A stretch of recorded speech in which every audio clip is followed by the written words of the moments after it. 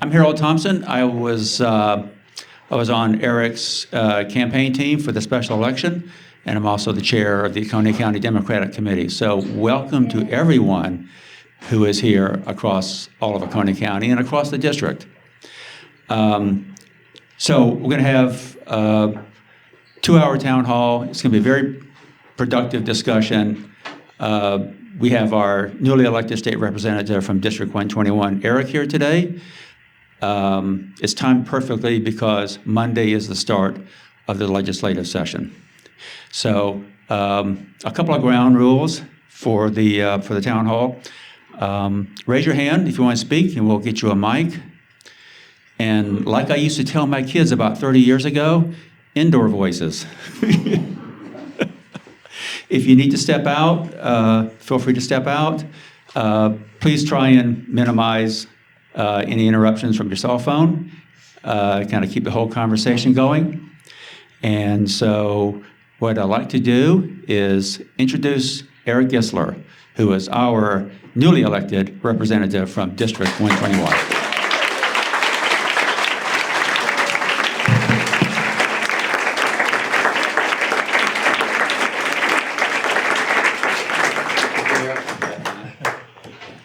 Which one do I use? Just either one? Either one?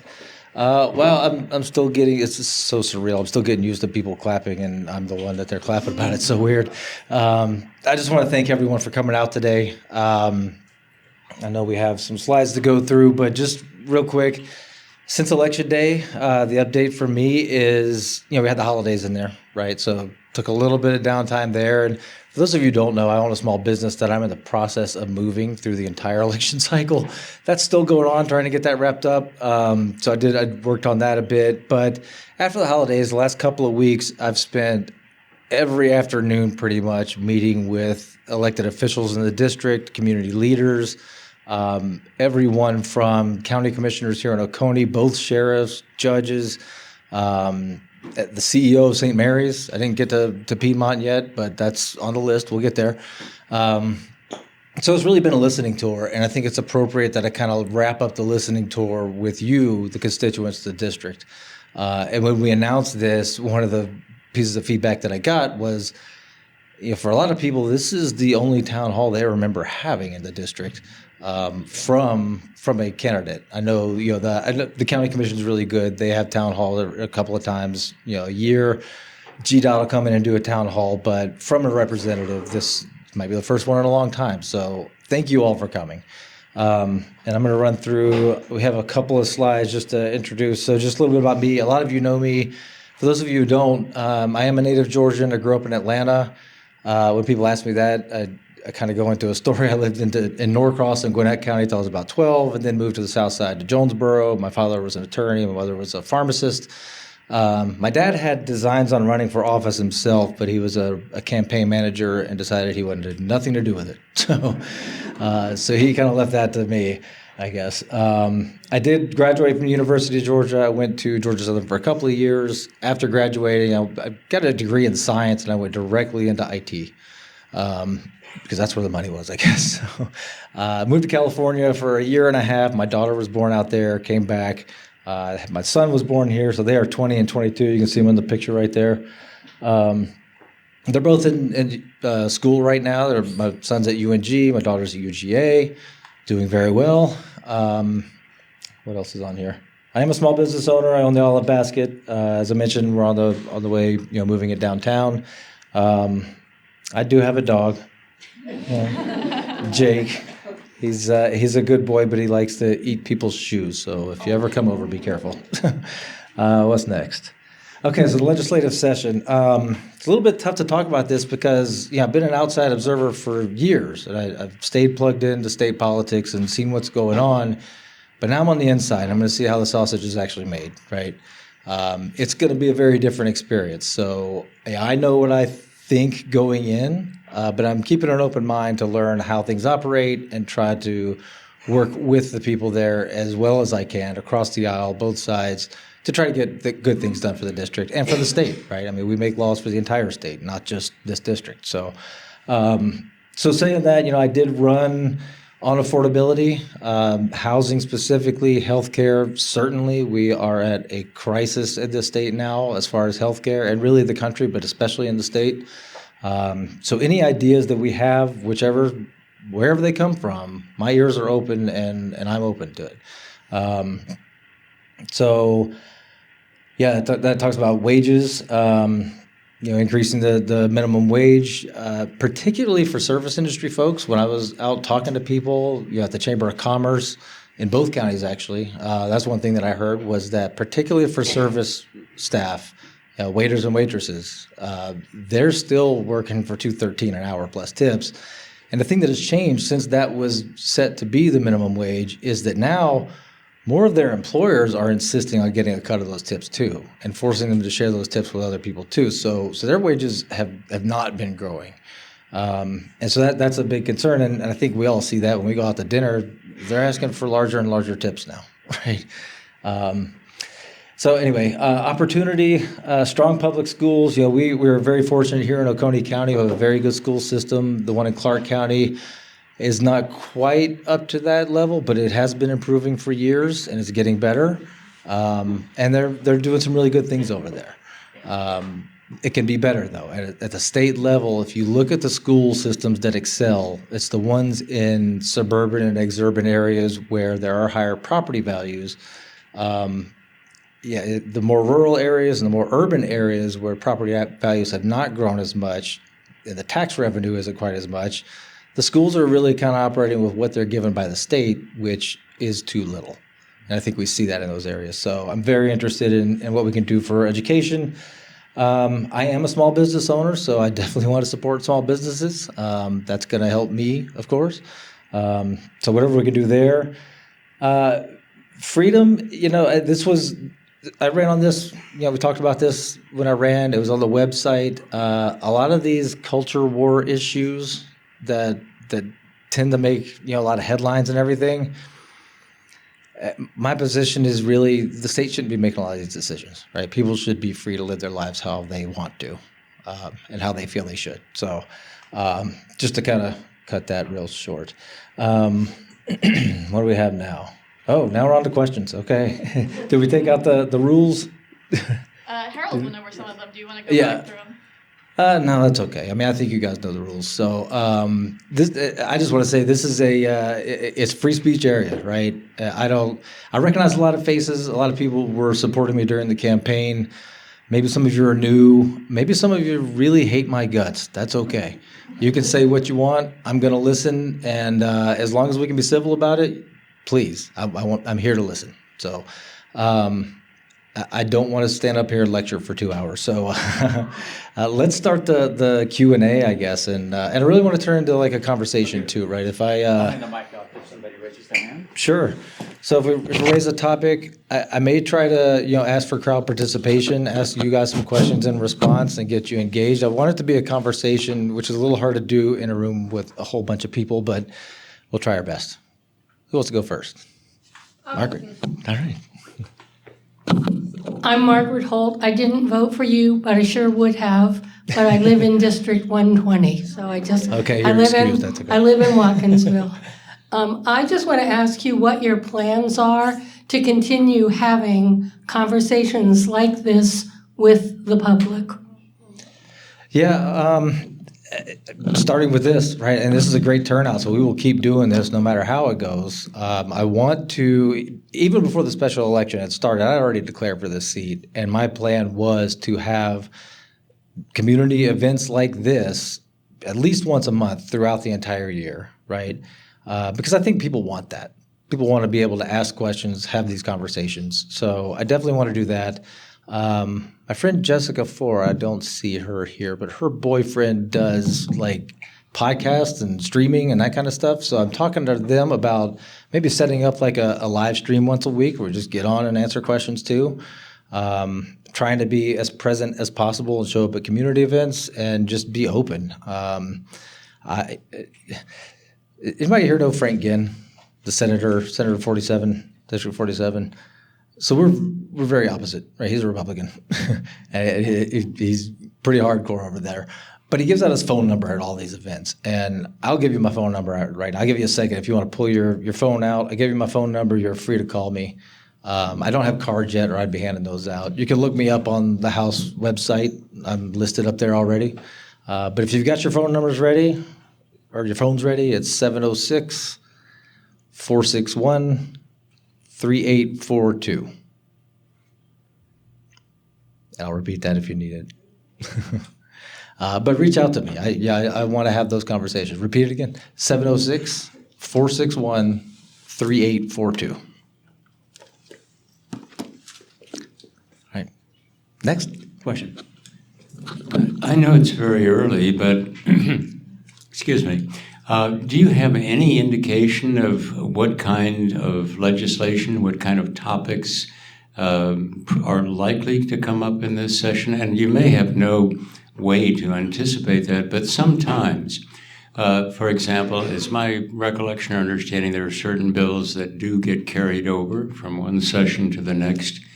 And in any given moment, sometimes there really are things very much on the minds of legislators. For example, right now there's talk about abolishing or changing the assessments of state income tax. So I'm just wondering, do you have any sort of sense yet of what is likely to come up at this session of the state legislature? Thank you. Yeah, so just to back up a little bit, a lot of people may not realize, but the state legislature meets for 40 days at the beginning of every year, and they're 2-year cycles, right? It's called a biennial. So every 2 years you elect senators and representatives to go to Atlanta for the state government. I'm coming in here right in the middle, right? So last year, or 2024, I got to stop saying last year now, but 2024 was the election, the regular general election to elect folks. They went up there last year, and then Representative Wiedauer stepped down in October, so this session is the second half of the biennial. So I'm coming in at a time where bills that didn't pass last year are still active. They could be picked up now and continue on. And Juliana here is helping me out. I don't see her. There she is in the back. So Juliana's on the team. She has worked with Spencer Fry in the past. She's been up there for a few years. She knows what's going on. And she knows which bills we're likely to vote on earliest from last year.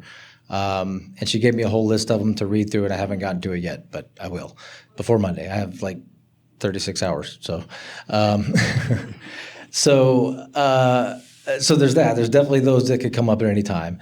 Of course, if you listen to the news, there are competing, it seems, tax proposals. One to reduce and even eliminate state income tax. One to do something about property tax relief. That's the biggest one that I've heard out there. I've been told to be prepared for a very political year. It's an election year, 2026. It's the midterms.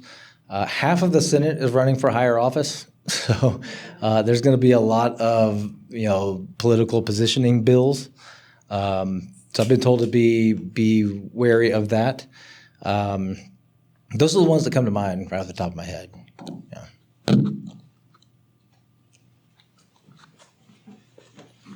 Oh no, not Dan. Oh, Don. All right, good. Hey, Eric. My name is Don Palskart. The present federal administration is changing a lot of rules about water quality, air quality, food inspection, and now medical things like vaccine recommendations. The federal vaccine recommendation reduced what we've had for many, many, many years. Mm-hmm. And I'm concerned it's going to cause some deaths. I did check, and the state of Georgia has adopted the new federal guidelines for vaccines. Mm-hmm. So I'm concerned about all those areas for the safety of Georgians. And I hope that it sounds like you're going to get stuck with what happened the first year, but I'm hoping that you and somebody else can be working for Georgians for our safety, food, water, air, vaccines, etc.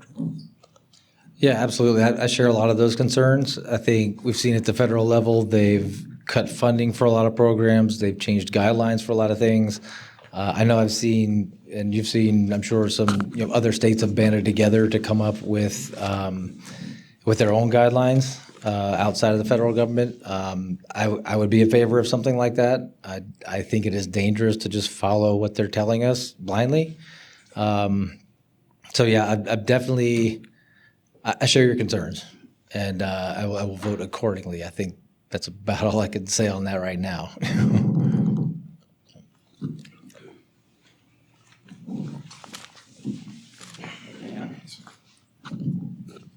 State Transportation Board. All right, it's voted on by state reps and senators. Secret ballot, no nomination process. There are years when 1/3 of them are real estate agents, which is statistically impossible with all the amount of professions. So what do you think of that process? It's secret. We don't know. You can't go online and apply or nominate somebody. You might not be able to do anything about it, but what's your stand on, we've did the same dude for like 3 or 4 terms. He's a real estate agent, got a lot of properties on state roads and highways. Not a coincidence. But do you even know about it yet? Or if you do, what's your take on it? So I'm going to say I am a human being. I'm not the master of everything, and that is something I was not aware of. I think I know who you're talking about, though, and I know who our representative is in this area, who I think you're talking about. I wasn't even aware of that process. So from what I hear about it, I don't think I like it, but I'd have to look into it more for sure. How we change it, I don't know. It sounds like it probably takes legislation to do, and I don't think that we're going to get a change like that through.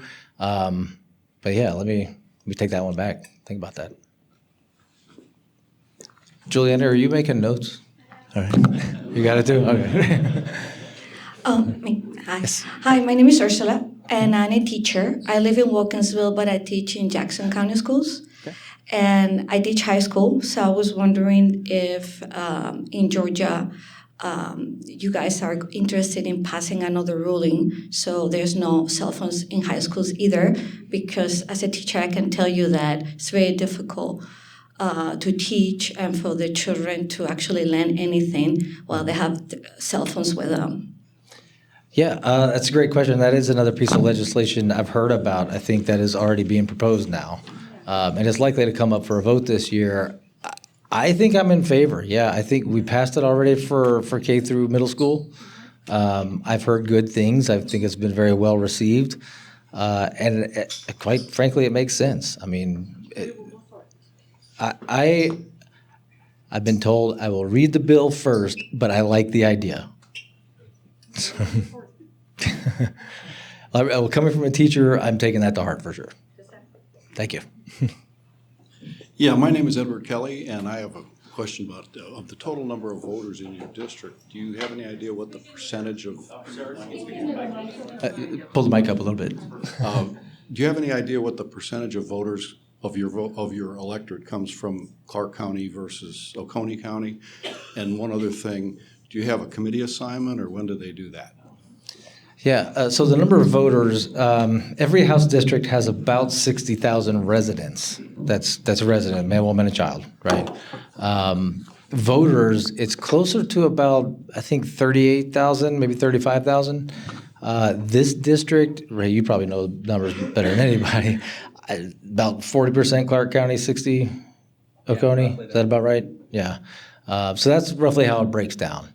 As far as committee assignments, I didn't get sworn in until Thursday, and they don't give you committee assignments until you're sworn in, so I don't have those yet. I did get an office assignment, though. If you're ever down at the building, it's 607G. My name is Jimmy Nolan. I want to start out by saying that this may sound very cynical, but anytime anybody says the word tax cuts, the next thing out of their mouth is a lie. Because there is no such thing as a tax cut. There's a tax shift, which means you do away with the state income tax. There are going to be more unfunded mandates forced onto the local governments. And the only way they can pay those bills is to increase your property taxes. So you're shifting it from income to property tax. And they have a lot of stuff. You mentioned some of the things they've got in the hopper for property taxes. know a little bit about that. I was the former chief tax appraiser in Morgan County. And you just can't go in and say we're going to cut taxes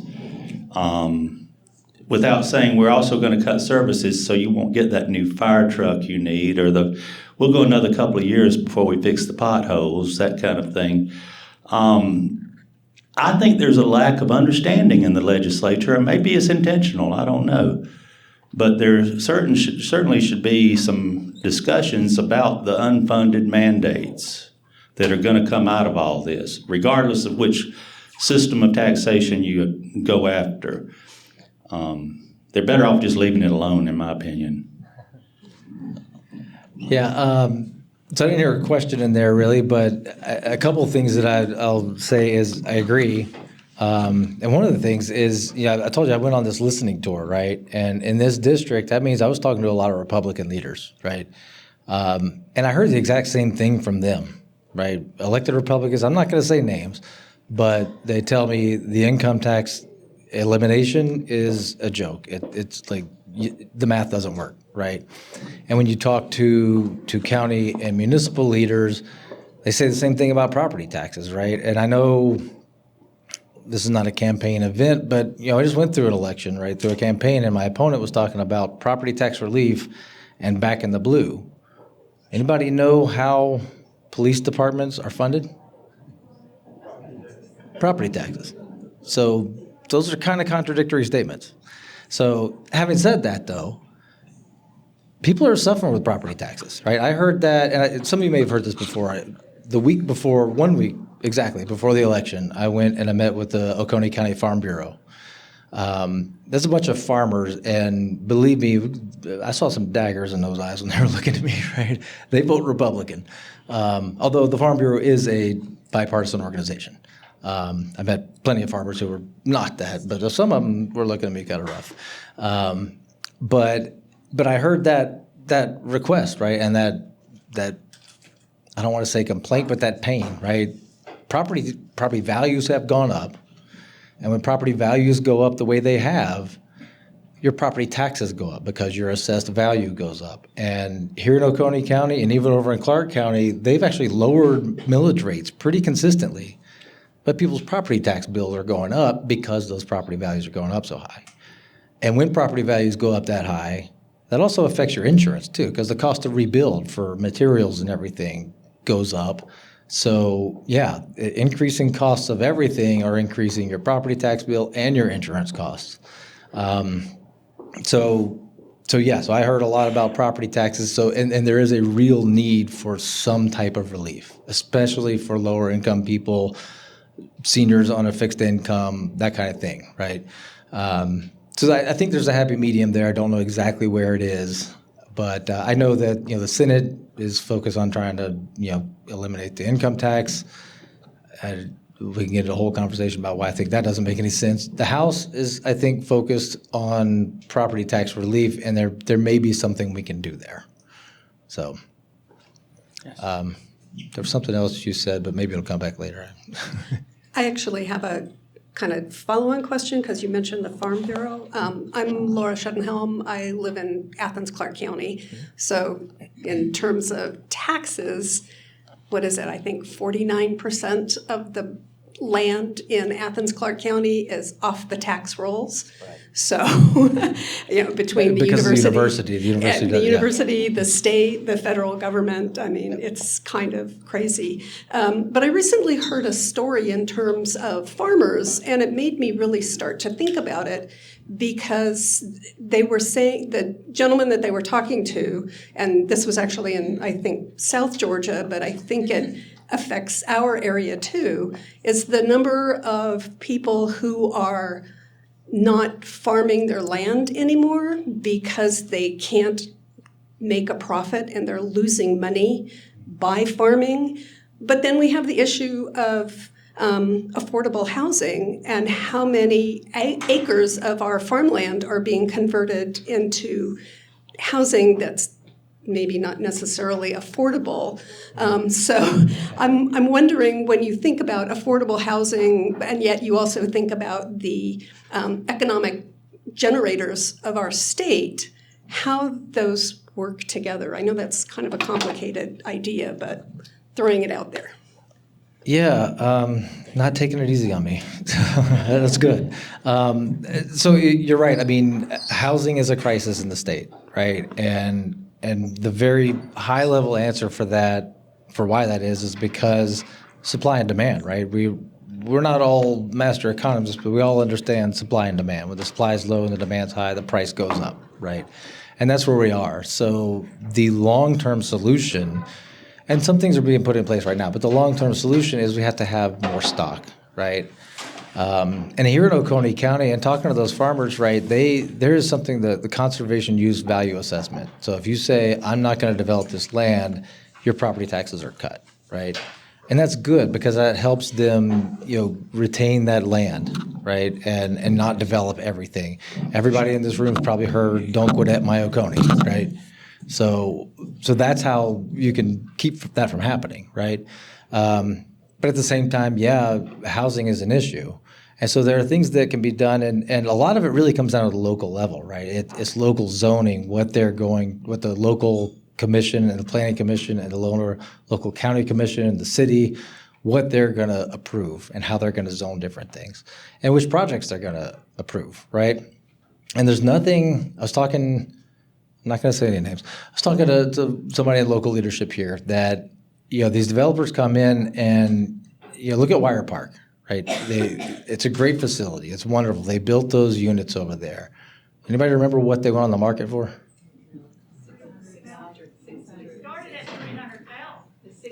It's 600. That's what I saw. 600,000. That's not exactly affordable housing. And there's a new development that's been approved on the south end of the county. I was kind of curious about the placement of it, but I think they're looking at like $21 million homes, right?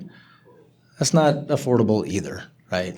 But if I'm a developer and I've got a plot of land, I want to build high dollar things, right? High dollar units because I'm going to make more money that way. So I think there are ways, and I know Athens has been looking at this, but ways to incentivize development of more affordable housing. At the state level, I think there are things that we can do to streamline the state approval process for those types of things. Long story short, housing is complicated. And I'm not an expert in housing, but I'm fortunate that our other Democratic representative from this area, Spencer Fry, he works in housing, right? He runs the Habitat for Humanity over there. He's been building houses for years. He knows how all that stuff works. So I'm going to look to him and other members of the caucus that might have more expertise and call back home and talk to these county commissioners about legislation that comes up to figure out which way we should go on that kind of stuff. In a related question, one concern I have is all these major corporations, some of them foreign, buying up property, buying up houses, and then fixing rental costs, fixing housing prices, when it's just a few corporations who are running it. It's not even that individual families are deciding to set a high price. They sell it to some real estate agent who then lets some big corporation control dozens of houses or hundreds of houses or apartments. And so they've got a monopoly on the pricing. And I don't know if you probably haven't had a chance to look into this yet, but if and when you do, I hope that's something that will be something you'll be looking at, because I think that's a big chunk of the problem right now, from what I've been reading about. Yeah, I've read a lot of that too. I agree. The corporate landlords are definitely driving up the prices for a lot of places. I think I've seen there's legislation out there to try to limit, companies from having more than 2,000 rental properties or something. There are obviously ways around that. So it's definitely on my radar. I don't know what the answer is, but yeah, I'm learning. Yes.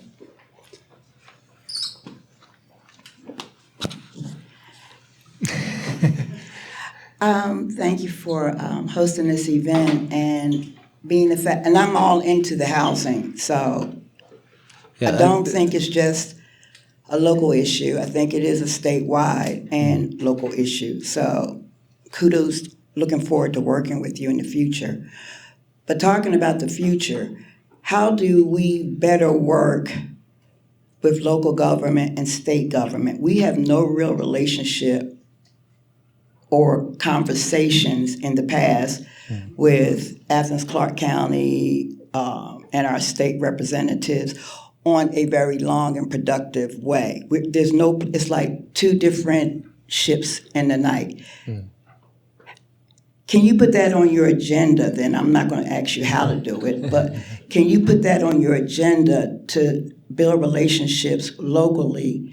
So we just don't come out for elections. We come out for ongoing change. Yes, ma'am, of course. And for those who don't know, that is Commissioner Thornton from Athens, Clarke County. Thank you for coming out. And absolutely, I know I saw you just walk in a few minutes ago, but at the beginning, I'll repeat it. I spent the last 2 weeks going around and talking to as many elected officials as I can, including some of the Clarke County commissioners, particularly the ones in this district. But absolutely, yeah, I mean, those lines of communication are definitely open. I could go on a whole tangent about politics and gerrymandering and all that kind of stuff and why you may not have had that in the past, but I won't go there. Yes, absolutely. You have my number, and you know you can call me. I have a question. I know there were some bills in the last session regarding voting. Here. Okay. So if I can. I'm Tina Brownlee. I live in Oconee County, but Athens. But there were some bills related to voting, access to voting, those types of things. Are you aware of anything coming up again? Trying to whether rules around postmark dates, rules around drop boxes, early voting, et cetera. Basically, things designed to limit turnout. Yeah, so the big one on that was the one a few years ago, Senate Bill 202. That changed a lot. It was the Georgia Republican Party's response to the wild accusations from 2020 that the Trump administration is still following up on, right, and still insisting on. That changed a lot of things. One of the worst things that I think it did, of many, in my opinion, was remove the Secretary of State from the head of the state election board, and it made a very partisan state election board. And we've seen some of the rules they've been trying to pass. Some have had to go to court and be overturned. And they're continuing to be very, very partisan in a negative way. I would love to change that. The fact of the matter is the Republican Party has control of the chamber, of the entire assembly. That's not going to change this year. I think I've heard some things. You mentioned the postmarking thing. I think I've seen that there are rumblings about that potentially happening. I don't know. I don't believe the state election board can change that on their own. If it takes legislation, I kind of see that as one of those political things that doesn't really actually get very far. One of the things I've learned talking to Spencer Fry, he's been there for 13 years now, I think, is for a bill to become law, it has to be touched 7 times, right, at least. So it has to be approved by a committee, it has to go to Rules Committee, has to go to the floor vote in both houses, so that's 6, and then it has to be signed by the governor, right? So something like that, the way things are these days, I could see that being dropped for political reasons, but I can't imagine it would actually get that far. So I would certainly vote against that kind of thing. Hey, Eric. Hey, Michael. As you know, the state has a $14 billion surplus. Going back to the question somebody had about health care, and I know it's early for you with the other Democrats, have you talked about trying to tap into that, especially because Affordable Care Act is $3 billion of federal dollars now in danger, SNAP is $2 billion, and the questionable thing about cutting income tax. Has there been a discussion of what to do about that in a strategy in order to get some of that surplus distributed a little more fairly? The only thing that I've heard of is it just happened this last week, right? The Senate committee that's looking into eliminating the income tax. What they came out with this week, there wasn't a bill, but they made a release or a statement, and they want to eliminate income taxes for people making less than $50,000 a year, and make up that that shortfall with some of that surplus, right? I think I heard $1.8 billion. Yeah, we'll see how far that goes. I haven't seen a bill on that, so I haven't seen actually anything in writing of what they're really actually proposing. So we'll wait and see what they say there. As far as that surplus, one of the questions I've had, and I have not figured it out yet, is the state of Georgia Constitution requires a balanced budget. If you're going to spend this much money, you have to have this much revenue coming in, right? And that's how we get the budget surplus. I think a lot of it came from COVID, where we planned to spend a bunch of money and we didn't actually spend it because of COVID. And so we ended up with this massive budget surplus. How we actually use that, I'm not really sure. I mean, that's definitely something worth looking into. And the truth, again, is I'm in the minority party, right? And what I've learned already is that Democrat bills don't go anywhere, right? We do. I've talked to Democratic legislators in Atlanta who come up with great ideas and find the best Republican they can to give it to them and let them do it, right? So, assuming we have to go that way, tapping into that, that surplus, I want us to be really smart with that. We have this. This is a gift. However it happened, we've got this surplus, right? And I just read about New Mexico is offering universal child care, and the way they're funding that is they have a $10 billion early childhood education fund that generates $600 million a year in interest, and they're using the interest for a sustainable program. Something like that, I think, would be very smart. And you're right, we have cuts in education, food security, healthcare coming down from the federal level. We do have this budget. I think it would be fantastic for us to put that into a fund that generates interest that we do things with. But what we do, we're gonna have to convince a Republican.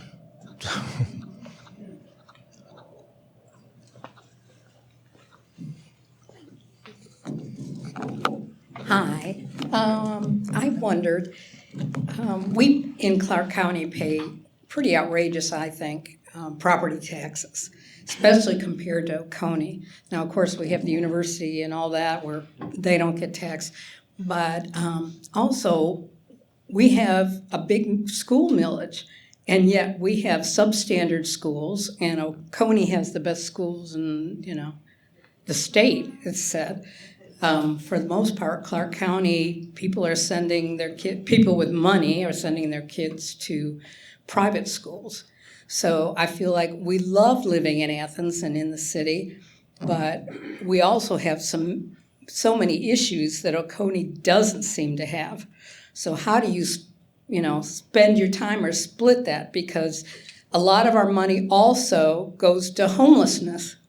Constantly. It's talked about, I think, every commission meeting.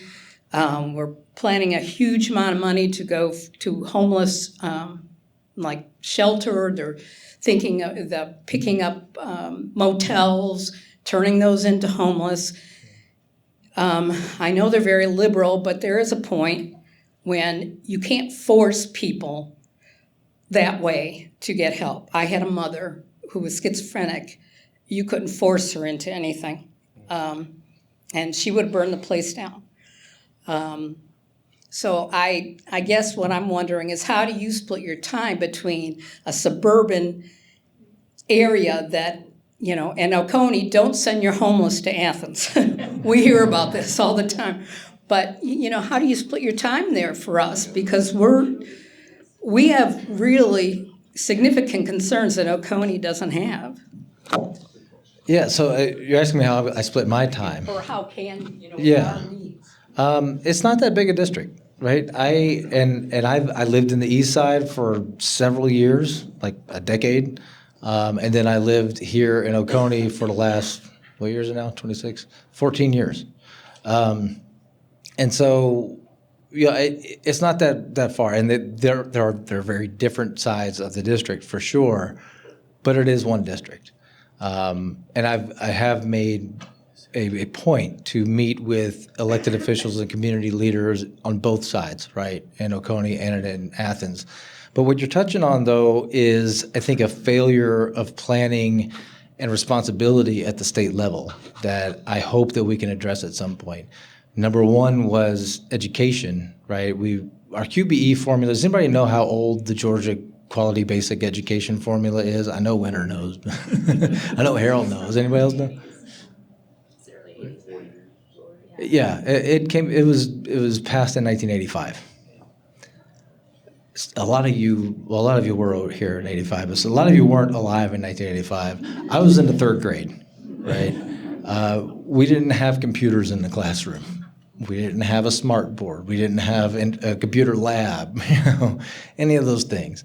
A lot has changed since 1985. And when that QBE formula was passed in 1985, it was missing some critical components like a poverty weighting, right? So it wasn't great when it passed, and it really hasn't. It's been updated a couple of times here and there, but it really hasn't been updated to be effective. And so what you're seeing in Oconee, the schools, I wouldn't say are substandard. They're not where Oconee is for sure, but it's the state funds a certain level, and in a place like Oconee County with those higher property values and people that can pay those taxes, you have that additional funding that goes into the school system that you don't get in Clark County. And you don't get it in inner Atlanta, but guess what? You also don't get it in Swainsboro, in South Georgia. So, urban areas and rural areas really suffer, and places with higher property values and more affluent neighborhoods are doing great, right? That to me, again, I think speaks to a failure of the state, right? To plan for education. The other thing you asked about there was mental health and homelessness. I think that's similar, right? I spoke with a lot of folks here in the district who work in criminal justice, right? I spoke to both sheriffs. I spoke to DA Alamachili. I spoke to a judge. I don't want to say too many names, but what they all told me is the criminal justice system is flooded with mental health issues, right? People who are clearly suffering from mental health, and they are not equipped to deal with that. And I heard multiple times, and I'm not saying that I agree with this at all, but several people told me we should bring back state-run mental health institutions, right?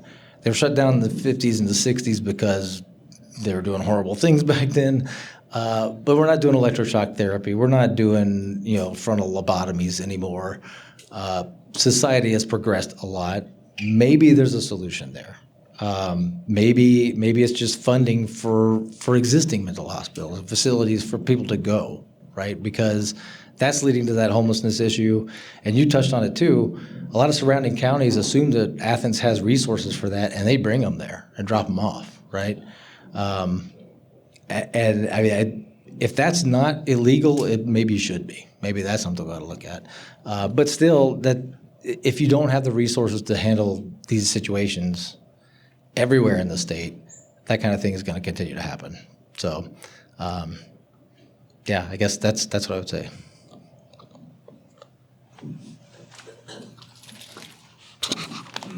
Hey, my name is Laura King, and I live on the Athens side of Oconee County. And I'm just curious, congratulations, by the way, are you in any clubs like Rotary, Freemasons? The reason it matters is because I think sometimes the oaths that people take make it difficult for them to rule in favor of the people they represent. I know it seems like an esoteric question, but I'm just curious. The answer is no. I did get an invitation to go to a Rotary meeting at one point, but I was on vacation for a couple of months and didn't see it, or a couple of weeks and didn't see it until like a week after the meeting happened, so I didn't go. But no, I'm not a member of any of those. One thing I've noticed but never studied is that the problems with health care and access to health care are in the same places where they're having problems with education.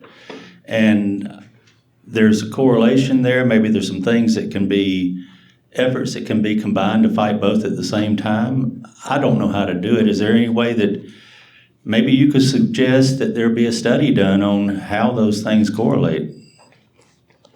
It's a common sense observation, but I've never seen any evidence. Yeah. So that's Jimmy Nolan. I know Jimmy. I've known him for a few months now, and he's very, very smart, and he knows about these things. The thing I would say, my immediate thought to the question is, I don't know that they are necessarily correlated geographically, and I know you probably have evidence saying that they are, so I'd love to see it. But healthcare in particular, I think, is a nationwide crisis. And in the state, it's particularly bad, right? We never expanded Medicaid. Say what you will about that. The fact of the matter is, before the ACA subsidies expired, we had 1.2 million Georgians, in the state that had no health care coverage, right? None at all. 1.2 million Georgians out of 11 million, that's 11%. With the ACA subsidies expiring, I know they're thinking about maybe sort of extending those now, but when those expire, the numbers I've seen are 750,000 to 800,000 people being just priced right out of the market. They were paying $600 a month, and they're being asked to pay $2,800 a month, and they just don't have the money, right? So to me, I mean, that's going to put us at 2 million. That's almost 1 in 5 Georgians that don't have health insurance. Now, if you've got health insurance, who here loves their health insurance? Okay. Oh, well, I see a couple of hands up, and I think that you're on Medicare.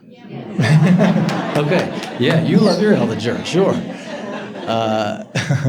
So I don't love mine. I get my health insurance through an employer, and my employer actually shows me on my pay stub what I pay and what they pay every month, right? And I did the math. Between us, we pay $20,000 a year in premiums for health insurance, and I've got a $5,000 deductible.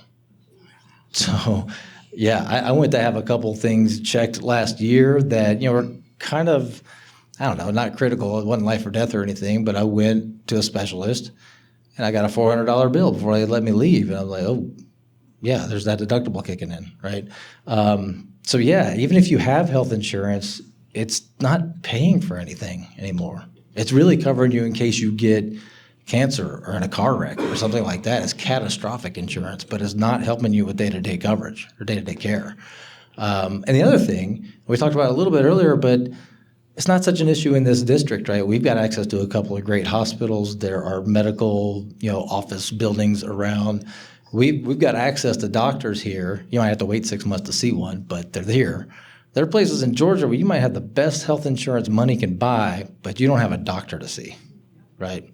So you add all that up, and it's full-on crisis mode. I don't know what else to call it, right? I kind of forgot what the question was on that. So who's next?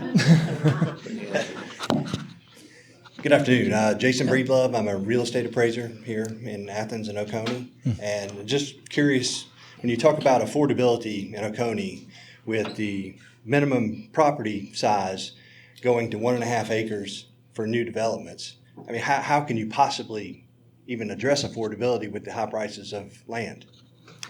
That's a very good question for the Oconee County Commission. I'm kidding. It's an excellent question. Yeah, I don't know. Yeah, you can't. There is no answer to that. You can't do it. And talking about Oconee County, I don't know if Rob Bruce is here or not, but I met with Rob. He's a retired pastor. And we were talking about affordability in Oconee County, and the way he kind of pointed out to me that I hadn't really thought about before was that prices keep going up, and the cost of units here in Oconee especially are going up, and they're building new units, but they're $600,000, right?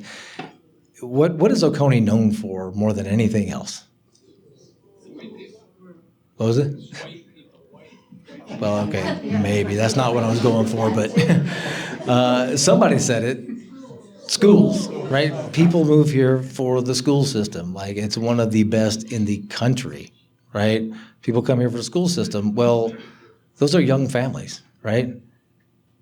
We're very quickly getting to the point where young families can't afford to move here. They can't afford to buy a house. So what is that going to do to the Oconee economy when people can't sell their house because it's priced too high, and people can't move in. And we're already seeing it. I mean, Lee posted some things the last a couple of months ago, right around when school started, that enrollment has been going down already. Not a lot, but it's starting to go down. So that's a real issue for Oconee County specifically, pricing and housing affordability. One thing that I'm interested in, I learned about a bit talking to some of the commissioners and everything, was a Georgia state-funded program for rural workforce housing, right? That is something that the state passed legislation for and funded and made available to help build affordable housing in rural areas. There's no equivalent for urban, right? So that's something that I think should probably be looked at. And that rural workforce housing fund probably needs to be expanded, right?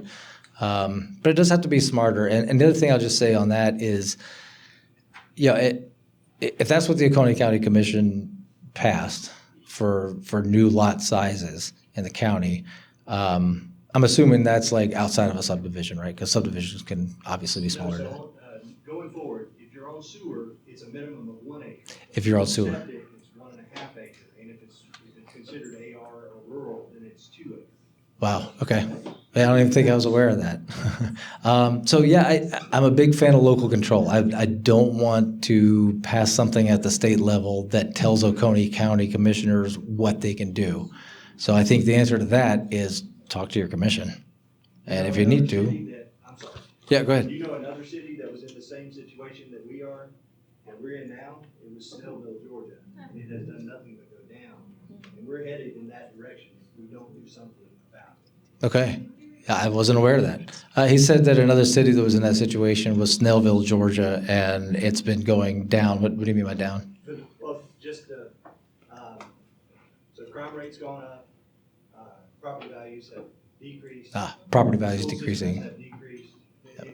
30 years ago, it was the pinnacle. It was the best school system. Right. Yep. Yeah, so you're saying that property values have been going down because they did this, or maybe not directly because they did this, and then the property values went down and crime has gone up and the school system has suffered, probably directly related to those property values going down. Yeah. So local control. I'm a big fan of local control, but it's up to the people to vote for your local elections. Yes. Hi, I'm Leanne Ardwan. I'm a junior at North Oconee. I wanted to ask about the retention rate of self-contained special education teachers, because in many school districts, these teachers are leaving at much higher rates than in other areas, with some districts losing 20 to 30% of their special education staff every year. I know that at Malcolm Bridge Elementary School, there have been 4 special education teachers in the past 6 years, and this negatively impacts the children with disabilities as they lose stabilities and IEP goals become interrupted. So are you aware of any current legislation or proposed ones that are aimed at improving retention rates? And do you plan to address this issue at all? I have heard about that, actually. I'm not aware of current legislation for that. And I think it is related to, speaking to some of the folks in education here, in Oconee County even, I think it's related to that QBE formula, right? That QBE formula says for a certain number of students, we're going to pay for this number of special education folks, right? But that's it. And a lot of times that's not enough, and maybe it's not really a competitive salary, right? So I don't know all the details on that. I am aware that it is an issue, and Juliana, hopefully you're making a note on that one too. Hey, my name's Lincoln Vonk. I also attend North Oconee High School. I'm a sophomore. I want to thank you quickly for holding the meeting, and I think this supports democracy in a way that's really important. Off of what the teacher mentioned up front, and this might sound weird out of a student's mouth, but I'm also concerned with the cell phones in schools. I'm seeing a lot of friends who are not paying attention or struggling, and I think cell phones are a big part of that. That being said, I also want to balance that with safety. A lot of the concerns I'm hearing on the other side are, what if there's a disaster or an event that I need to contact my parents? School shootings are on a lot of minds at school, and a lot of students are concerned with being able to contact parents. So I think that if you would consider voting on that bill, that you keep in mind that our right to contact our parents in emergency situations. That being said, I also understand that it's a bad, a lot of the education we're getting in school a lot of students are struggling because they're not paying attention because of cell phones. So I just request that you keep that in mind in safety situations. Yeah, I appreciate that. And yeah, you know, you hear a lot of different topics. People say, well, back in my day, we didn't do this. Back in my day, we had shotguns in the back of our trucks at school, right? You know, stuff like that. Back in my day, we didn't have cell phones, right? And we made it through the day. But back in my day, we didn't have school shootings, right? So things are different, right? And I get that. And I'm not sure maybe there's a technical solution there where you can jam the signal or something, but turn that off at an event of emergency. I don't know. We should look at that. But it's an issue. I do like the idea of taking the phones away or making them inaccessible, unusable, whatever, during school, because it is a distraction. My daughter's at UGA, and she tells me all the time about people in college even who are not paying attention to a word the teacher is saying, the professor is saying. And it drives her nuts. She's actually gotten to the point where she's deleted all her social media. It's awesome. I'm so proud. But I also want to say real quick, thank you to you guys from North Oconee coming. Yes. That is awesome. And I know I saw some of the folks from Oconee High back there too. Some of the Oconee High students are back in the back. I see you back there. So thank you all for coming. I think it's fantastic that you're coming out to an event like this on a Saturday. Wow. Nobody's making you be here. That's great. Rita Kelly again. I wondered Yes. if the teacher up front could tell us, don't they have permission from the administration to collect them all at the beginning of class? It's not a thing where students are not, at least in my kids, they're in a private school, but that is all collected at the front, and you're not allowed it until the class is over. Yeah, I think I saw her walk back, but then I saw her standing back there at one point. Is she back Maybe here she left? anymore? She might have left. Okay. You're a teacher too? Would you like to answer? I work with I work in elementary here in Oconee, and so we don't really have to crack down Sure. on that particular policy. It's middle school and high school, and I think She's in middle school, and they are not allowed to use their phones, But they keep just them in their use- bags. Turn it off in Yeah. their bags. So if there was an emergency, they would have them on them still. They would have them on them as well.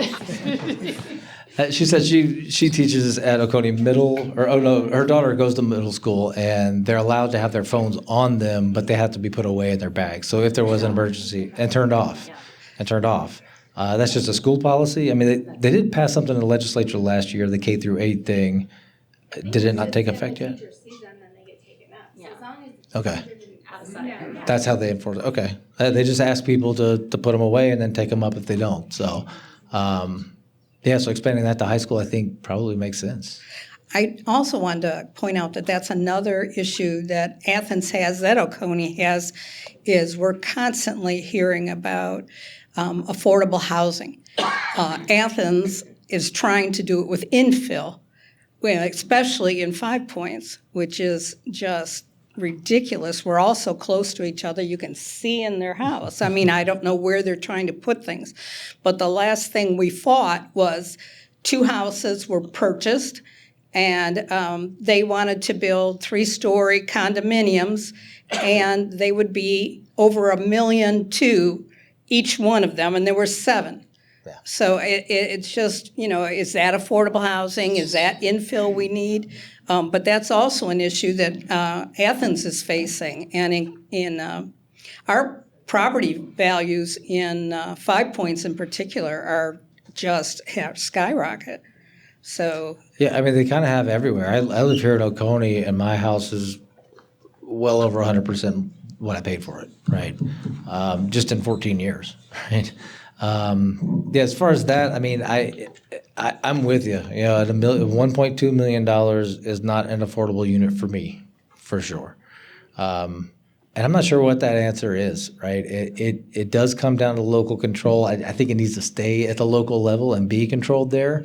And if they need tools from the state to do it, I am more than willing to have that conversation and figure out what those tools are. I see at least one mayoral candidate in the House back there, so I'm more than happy to talk to them about those kind of tools. But you're right. I mean, and we talked about it before, right? The developers are going to build whatever they think they can sell for the most money, right?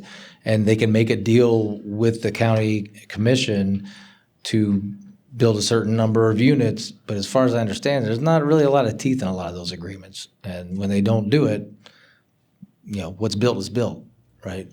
So yeah, it's an issue. If the state can help, then I'll go find a Republican to pass it. Hey, if we can hop back one moment to the cell phone issue.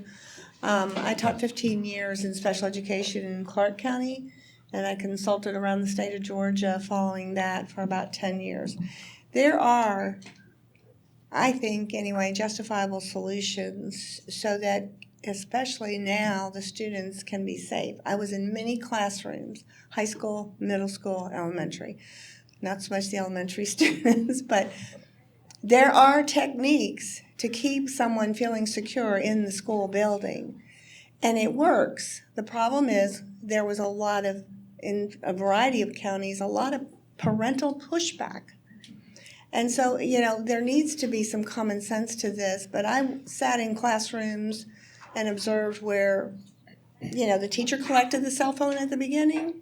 The kids got the cell phone as they walked back out the door, no problems. I also sat in the same school in the same building, a different class, where nobody was focusing in on the instruction because of the cell phones. So there's a solution. You just got to get consistency, and this is where parents, please get involved with your Board of Education and keep talking, because that's where a lot of issues come to play that never get resolved. Thank you. So if I could ask you a question. So you said that you worked in a lot of different systems and a lot of different schools. Did you see that like classroom to classroom within the same school? Is it like a school level policy or a system policy that was in place? My understanding, and this was, I've been not involved with that for about 8 years now, but at that time it was an issue with the cell phones. And my understanding is that it was a school district decision, and the teachers were to enforce, or, some of them had choices, but I talked with teachers who had a lot of pushback from their parents. Yeah. It's a sticky situation, but there is a solution to this that doesn't, require our kids to sit in schools terrorized, and also feel comfortable. So, again. Yeah, no, I appreciate that. And again, I'm a big fan of local control. I don't want the state to have a heavy-handed rule that applies everywhere unless that's really what's required. It sounds like maybe it's not. Can I ask somebody from the team to maybe grab me a water? There are 2 extras right there. Oh, perfect. Awesome. Oh, and cough drops too. That's great. My name is Mary Sue Hilliard, and I live here in Oconee County. Congratulations on your election. First, I want to really say that I really appreciate you having this town hall meeting. I think you're getting great input from all of your constituents, a good cross-section. My question to you is, how are you going to maintain your access to us throughout the year? You're a super busy guy during the session, and it's hard to get in touch with any representatives during the session, but you're our representative year-round. So can you, do you have a vision of more town hall meetings? Will you have regular office hours where we can talk one-on-one with you? Because I think that would be great if you could do something like that.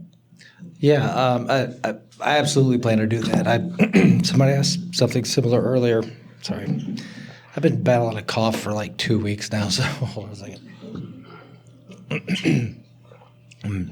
Yeah, someone asked something earlier, and the answer is yes, absolutely. When I had planned to run for this seat for next year before the special election ever happened, the plan was to have events like this throughout the year. And I'm not going to change that, even during session. It'll have to be on a weekend, but I'm going to try to maintain at least one a month, an open session like this. And maybe when the weather is better, we get out and like cook some hot dogs or something. I don't know. It's kind of stuffy in here, and I'm sweating like crazy. But yeah, those kind of things, I think it would be great to get out and engage as much as possible. Attending community events. If you see me in public, come up and say hello. I did give out my cell phone number earlier. Most of you have it now. A lot of you had it anyway, so feel free to share it. That's fine. So I'm working on. I'm an IT guy. I'm a tech guy, but I try to figure out how to do like live streaming to multiple platforms at the same time because everybody uses their different ones, and I couldn't figure it out. So I'm bringing in people to help me figure that out. Ray probably knows how to do it, but I think once a week an online open office hour kind of thing, where we could just chat about whatever's going on. I think it'd be great. So I'm open to all those kind of things. Well, Eric, I asked you similar question at the beginning, and I know you have a friendship with Spencer Fry, and Spencer sends anyone who'd like to get it a newsletter that's just great, and he also has a cadre of students from the University of Georgia who even travel with him. The Fry Fellowship. Right. So I just think he's put in motion some wonderful ways to stay connected with us. I mean, it's just one other way, but I find his newsletters to be absolutely riveting. Hey, great, yeah, and I think we're working on putting that together, right, Juliana? Yes, she's giving me a thumbs up, yes. So fun, yeah. So fun inside baseball kind of thing. I didn't realize this, but the state gives you, I think, $7,000 a year for reimbursement for staff. So we're looking at how to use that, and I think I sent that out. And those of you who are on the email thread already, I sent that out. Anybody remember Jonathan Wallace? Yeah, he was in my position 8 years ago, right? He texted me when he got that email and said, actually, you get the full amount for the entire biennial, so you get $14,000. So we're working on how to make sure we can take advantage of that benefit to have extra staff to do those kind of things like a newsletter. But we're definitely going to have the newsletter. Yep. This plays off of very well. Very open-ended question for you. A lot of freshman legislatures going in for a 2-year session. They spend the first full year just learning how everything works. Well, you've only been elected for the one session. What is your plan? What do you hope to accomplish? What do you hope to get done during these 40 days as a freshman legislature who's learning how things go, but this is your only session that you've been elected for so far? Yeah, I'm definitely learning. Some of the advice. So there was a Athens Chamber breakfast on Tuesday that I went to. All the legislators representing Clark County came except for one. And one of the questions that I got to take a break from was, what advice did they all have for me? Right? Yeah, it was great. One of them was, don't try to drop a bill, right? And I don't know how I feel about that. I get 10 bills that I can drop, and they're probably not going to go anywhere, but there are things that I'd like to make an effort to try to do, right? So I don't know about that one. But a lot of advice about, make friends, make connections, get to know people, because a lot of things you can get accomplished by who you know, even, and it opens the doors to work across party lines, right? Which I'm a big fan of anyway. I want to be able to work with people on the other side who are willing to work with me. But a lot of times it depends on those personal relationships. So that's where I focus. Spencer told me for the next couple of weeks, stick your hand out and introduce yourself to everybody that you meet, and keep doing that. And then switch over in a couple of weeks to good to see you again. Right? So yeah, that's where I'm focused in the immediate future. But we are looking at legislation that we can potentially put out there, if for nothing else, to point at and say they wouldn't do it. Hi, my name is Philip. Question for you. As you know, your position has traditionally been Republican, and your predecessor, you mentioned Wallace, got that position and unfortunately didn't last very long. Mm-hmm. So what's your plan with reaching out to the people who didn't vote for you or don't plan to vote you because you're a Democrat, period? So yeah. I just want to see how you reach out to those people who didn't vote for you or who don't plan to vote for you.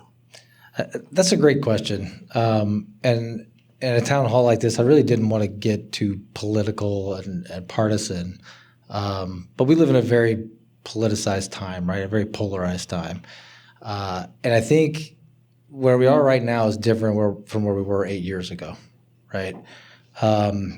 My view, and I've shared this a lot, so some of you may have heard it before. My view is that, yeah, this district was drawn for a Republican. It is gerrymandered, right? But I think we're at a point right now with what we're seeing at the top, right, at the presidential level, the federal level, I'd include Congress, is the people in power are doing things that the people who voted for them didn't ask for, right? And especially in a community like Oconee County, yeah, you've got some diehard MAGA Republicans would never vote for a Democrat ever, right? But you got a lot of more traditional conservatives, I call them, who they voted last year Republican because they wanted smaller government. They wanted lower prices. They wanted to do something about the border, right? Those are the things they voted for. But what they're getting is chaotic tariff policy that's driving prices through the roof, right? They're getting private armies terrorizing cities. They're getting, this week they murdered a woman in Minneapolis. Nobody voted for that. Some of them actually did vote for that, I think. But here in Oconee County, a lot of them did not. And I think, yeah, they may be traditional Republican voters, but I think this year they're going to be open to a little bit more of a message from the other side. So I'm really trying to present myself and focus legislatively on what is objectively true that is backed up by objective fact and applying solid reason to that. And I'm willing to talk about any of it. If we can agree on the same facts, but we have different reasoning, I'm going to listen to you, and you might be able to change my mind. But if you're coming at me with some conspiracy theories that are just completely made up and you're getting from propaganda sources, I'm sorry, I got nothing for you. But you're never going to vote for me anyway, right? So I'm really trying to drive, I'll be honest, I'm trying to drive a wedge between MAGA Republicans and traditional conservatives. I think it's the only chance I've got in this district. So. Hey, Eric. Hey, Tim. Thank you. Thanks for having this. Tim Denson, I do serve on the Clark County School Board. There's so many questions about the phone policy. Did want to clarify, Clark County Schools for middle schools and high schools does have a no phone distraction rule. Phones are not allowed to be out. They're asked to be surrendered at the front of the classroom so that they get them in between classes, but they're surrendered in the pockets or at least kept in their backpacks. And then the state legislation was basically saying that we did that in 2024. And then the new bill that was last year stated that basically all school districts have to come up with a no phone distraction policy. So it's been put upon them. So it is a local policy, but they have to do something to address it. And I think other school districts, and I would assume Oconee County is working on that. So that's that clarification. My question is, though, I think built exactly on top of what you were just talking about, we're seeing gerrymandering, political redistricting being done, attempted all across the country, turning into this political warfare back and forth. So my question to you is, would you support as a state legislature legislation that created an independent redistricting committee that put that power balance between all people and took away that partisan element of it? Short answer, yes, absolutely. And thanks again, Tim, for coming out. And I completely forgot that you're on the Clark County School Board. I knew that, but yeah. So yeah, I've been. This is like my personal favorite subject, right? Elections and voting, and particularly gerrymandering, right? It has been around since the beginning. Anybody know the story of where it gets its name? I think it was the 1790s. Daniel Jerry in Massachusetts drew a district that looked like a salamander, so he would stay in power, right? So gerrymandering. Here we are, 200 years later, we still have it. And there's a big news story, right, recently because the president asked Texas to redistrict to get more Republican seats, right? And California changed theirs because they have what I think is probably one of the best, independent districts in the country.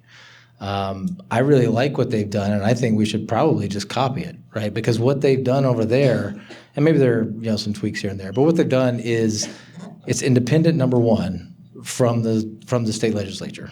State legislature does not appoint who sits on that board, right?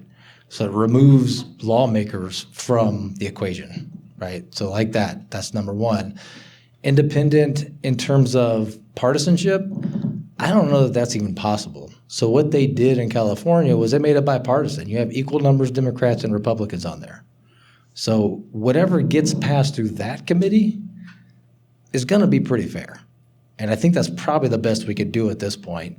And I would absolutely be in favor of that. And there may be legislation. I think we're looking to see if there's any kind of legislation out there for that. That may be one of the ones that I drop that I know isn't going to go anywhere, but by God, that's what I want. So I think it's best. What was I going to say on that? Oh, yeah, well, the next step there, though, is, it might not have been Senate Bill 202. It was another piece of legislation that banned ranked choice voting in Georgia unless you're in the military, right? And I think that is the next step that I would love to see happen. I think that opens the door to a lot more ideas in the marketplace. I think it probably gets away from some of the more extreme partisanship on both sides. And if we're dreaming here, the next step would be proportional representation, like they do in some parliamentary governments. I think that would be fantastic. And the U.S. Constitution says states get to choose how we elect people, right? So it's not off the table. It could happen, but we're a long way from there for sure. I think we should definitely start with an independent and bipartisan districting committee. Hi, I just had a question about surveillance and all of the cameras that have appeared everywhere in both of these counties particularly. They came during COVID and they've been just multiplying since. And I'm wondering how you feel about this constant tracking of all of us, especially by flock cameras that have been proven to be very easily hacked, as well as the facial recognition cameras that are coming in. And the fact that these images are stored off-site, they're owned by other companies, they're not even owned by our local government, what's happening to these images, and what could happen long-term to us as we are so heavily surveilled. I think that's a great question. And the answer is I don't know what the answer is, but it's definitely something we have to pay a closer attention to. We all love the technology that we're using, right? But it has taken away some of our privacy. And I think data privacy and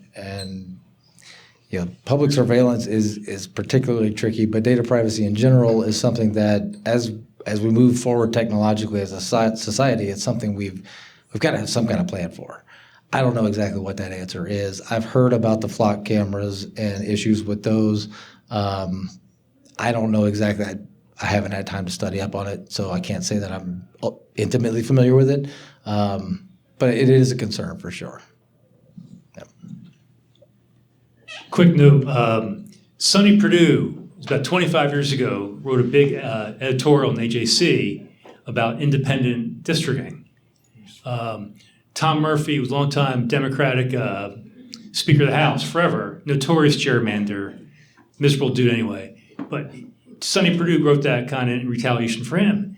It was great. He wanted to copy Iowa, which has independent districting by judges or whatever. And he did it. It was front page AJC. Then he got blasted by his fellow Republicans. But I will look it up. I think I still have it. I'll send it to you. But Sonny Perdue was pushing I'd like to read it, yeah. 25 years ago. So, it could be a bipartisan thing. That would be great. I'd love to read that. I didn't agree with everything Sonny Perdue did, but he did some good things. He did some criminal justice reforms that I think were good. But yeah, send that to me. You've got my address. I know. Hey, so my name's Jackson Martin. I'm a student at UGA. Recently, I saw on a military podcast where there was a commander talking about Gen Z within the military. And he said, how are they responding to them being within the military force? And one thing he said that he found out was that Gen Z had a complete intolerance for abuse of power and abuse of authority within the military, and they just wouldn't put up with it. But they were very willing to go the extra mile with their passion and their work. At first, I didn't see it as much, but I'm now starting to see it a lot more within politics, and how you said earlier, how our current climate is a lot more politicized and polarized. with partisan legislature and government systems, but there's a chunk of my generation, specifically within Gen Z, that I'm starting to see turn like angry with how we're starting to feel powerless within the system that is at play at the moment, where no matter what side of the party you're on, no matter how you're voting or who's in power or who you vote for, how you think, it doesn't feel like you're going to get anything done. And it feels how the form of government right now is starting to turn inefficient, and how I'm starting to see a big proportion of my generation start to turn, whether you want to say anti-Semitic, racist, transphobic, whatever you want to call it, it's turning into anger. And I think it's mainly coming from the feeling of powerlessness within the system. What would you say that we could do to help fix that feeling of powerlessness, that we have no agency of change within the system? Man, that's a question. But I get it. I see it too, right? And my kids are both Gen Z. I think they get a little bit of a different perspective because of the work that I do. But it's a very real concern, right? And one thing about Gen Z is their entire, I don't want to say adult life, even teenage life up to adulthood has been in this political context, right? Donald Trump came down the escalator 10 years ago. And if you ask me, maybe it was getting worse before that, but that just kind of threw gas on the fire, right? It made things a lot more politically charged, a lot more partisan. And what they're seeing right now, I think a lot of us in the room probably share the same concerns with your generation. Because we're seeing a complete disregard for law and order and the Constitution. And I mean, you guys have taken the classes a lot more recently than we have, but it's a very real issue. But I would say vote, right? I mean, we still have the system. It is still here. Don't give up on it. We just flipped a district by 20 points, right? We can capitalize on this moment, and we can turn this around, right?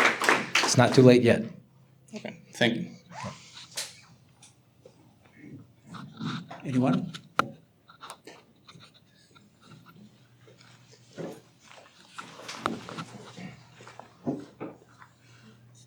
Hi, I wasn't going to say anything because I'm not your constituent. I live in Oglethorpe County. You're but welcome a lot of anyway. the things that we've talked about here directly affect Oglethorpe County. So many of these issues are regional issues. The homelessness problem, we have no resources in Oglethorpe. I do a lot of work in charity work with the needy in Oglethorpe. And I wouldn't say I drop off people in Athens, Clarke County. I don't do that. But we just don't have resources. And so what I would like to see happen is that, yes, I believe in local control, but my Board of Commissioners has also set a rather high plot size for any new development, which rules out tiny homes. My commissioners also have gone on a witch hunt to find, excuse the language, but have gone on a witch hunt to find everybody living in an RV or in a tent in the rural areas of Oglethorpe County. I understand the issues of people living, it's not good for people to live that way. But what I would like to see you do is to get with the representatives from the surrounding counties and come up with a plan where there could be some money that was awarded regionally for homelessness, and that would force our Board of Commissioners to get together and try to solve some of these problems that we're all sharing in. That's a great idea. Thank you for that.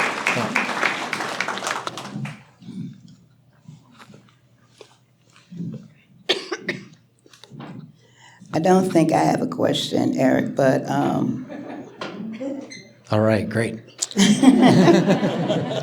I wanted to respond to the dropping off in Athens, and it is a huge problem. They come from the hospitals, they come from the jails, they come from everywhere, and they drop them off.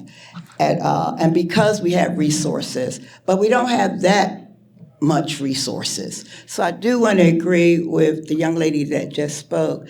If you could take an approach to help the region, the counties, and 10 or 12 counties surrounding, just talk about these issues. Because right now, we do have Senate Bill 62, and it does say it's illegal to drop off folk.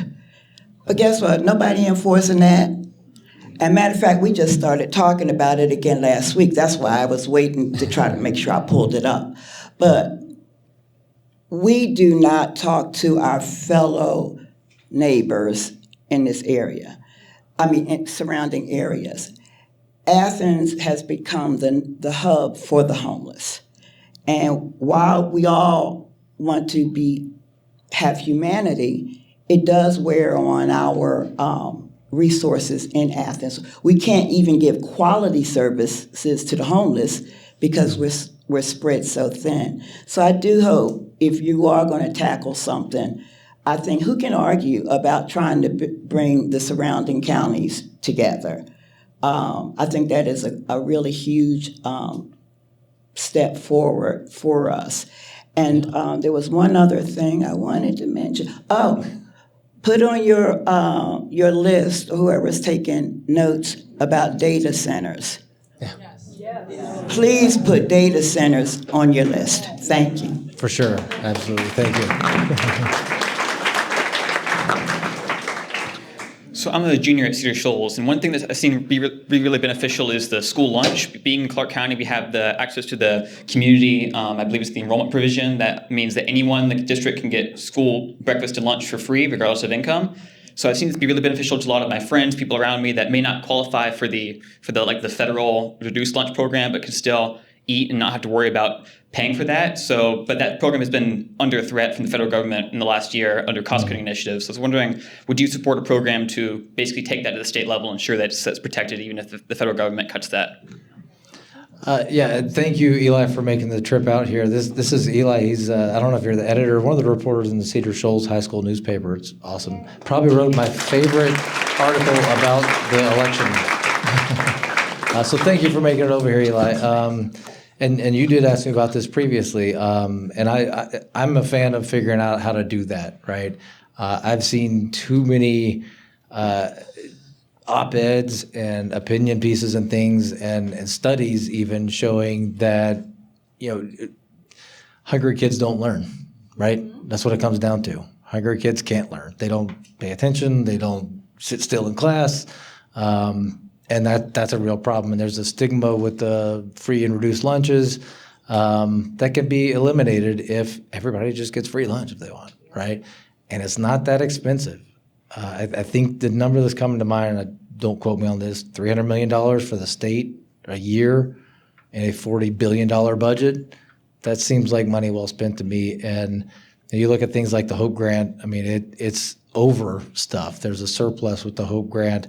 I don't know that we want to use the Hope Grant for that, but maybe that's another situation where that surplus can be invested and the interest can pay for something sustainable like that. I think it's worth looking at for sure. And thank you for the question, Eli. Hey, sir, how are you? Good. So, by the way, so I'm originally from Alaska. We have ranked choice voting. It's awesome. It helped us out with dealing with a lot of these. It is possible. Yeah, it's great. We had a lot of really hardcore extremists that would they hired militia groups as their security enforcers, beat up journalists. This was all during the 2010 election. It was pretty nuts.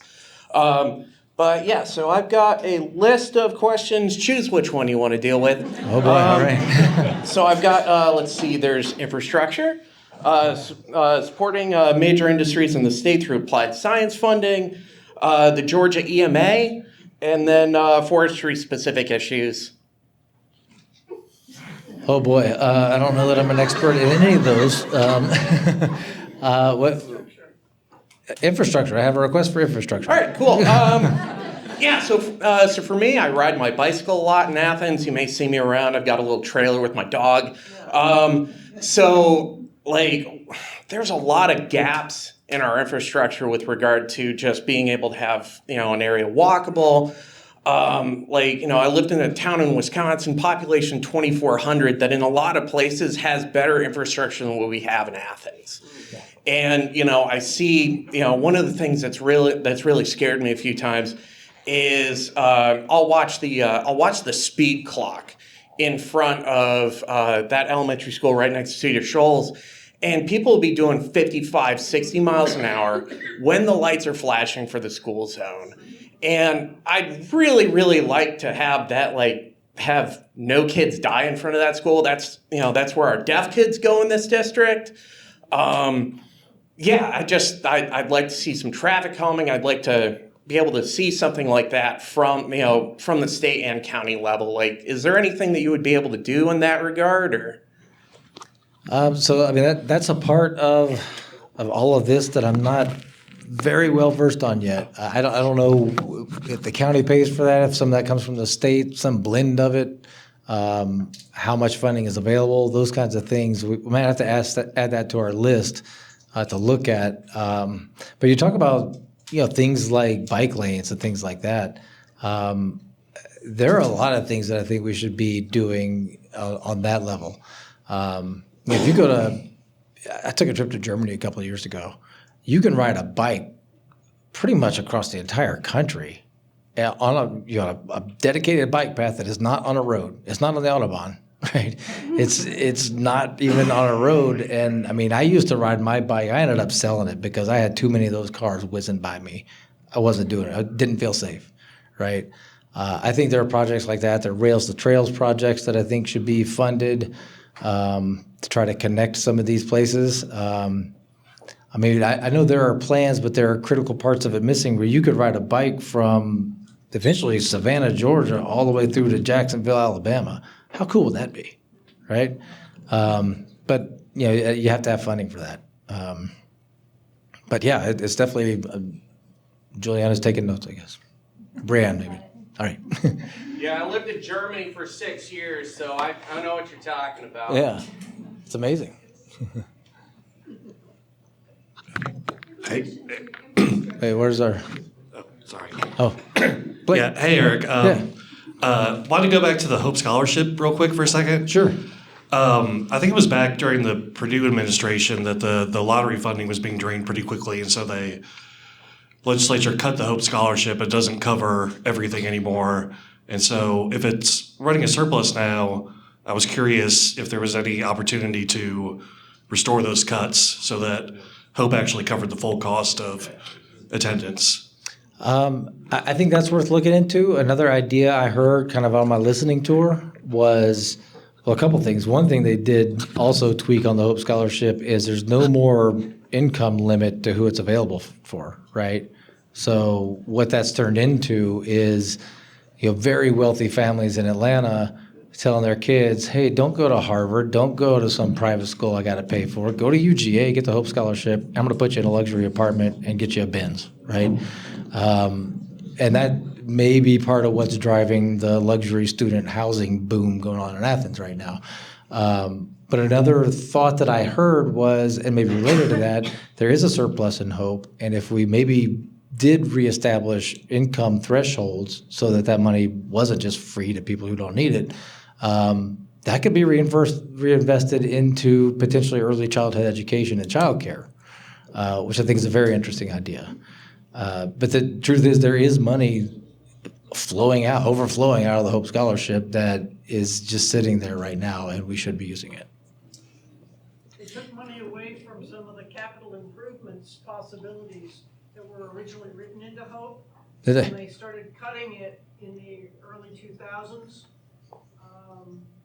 And partly it was they cut a lot of stuff so that